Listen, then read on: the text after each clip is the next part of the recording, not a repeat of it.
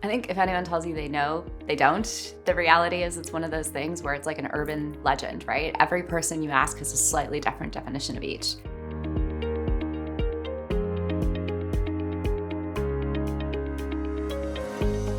You know, a retailer is a publisher.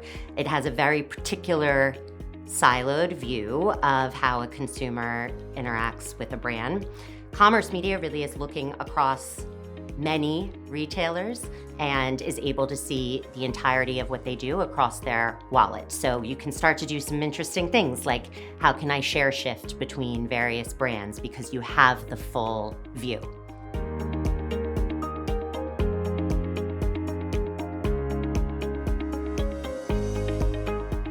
Yeah, the reality is they shouldn't be different. They should think of them as it's just the same user journey. It's the same user behind that journey. And so on-site and off-site has to be stitched together. And so that can be done by creating personalized experiences, whether that's, you know, your known customers. If you don't know the customer, it could be partnering with Experian and using those same data assets and creating a consistent data flow and a consistent messaging across both on-site and off-site to enable you to really engage with those brands.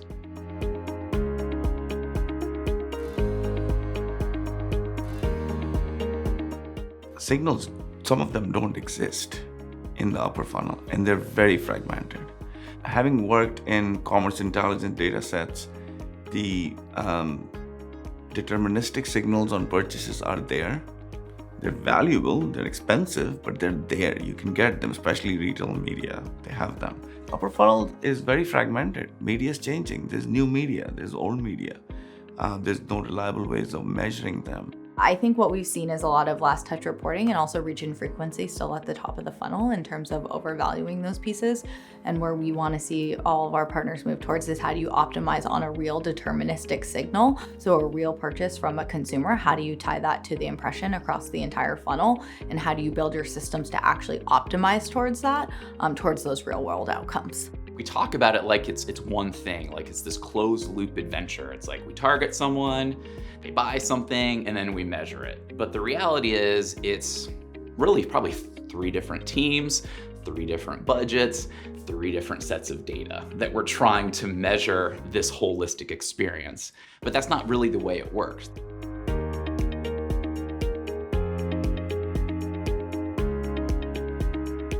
Commerce media obviously is all the rage. It has been for the past few years. We see that there's like this divergent strategy where the largest retail media players are really managing owned and operated inventory stacks, where it's almost operating like a walled garden, because it's the only way you can get access to their data is through their buying mechanism and through their sales efforts. I live in the UK now. I started my career in commerce media in the US. They could not be 2 more different markets as it comes to retail media. And what's really interesting is when you first sent out these questions, it was actually the same day that dunnhumby had announced their new federated network in the UK, which is basically like 5 or 6 different retailers coming together and pooling all of their data into a central location for audience network extension. And I asked myself the question of like, what does that mean, right? What does that mean in practice? Is that accessibility? And the answer is yes, it's accessibility for the smaller brands because it gives them access to trade agreements that they might not already have as part of their sales roster. It gives them access to data. It allows them to work more with companies like Experian to be able to activate those audiences and really scale up that delivery method.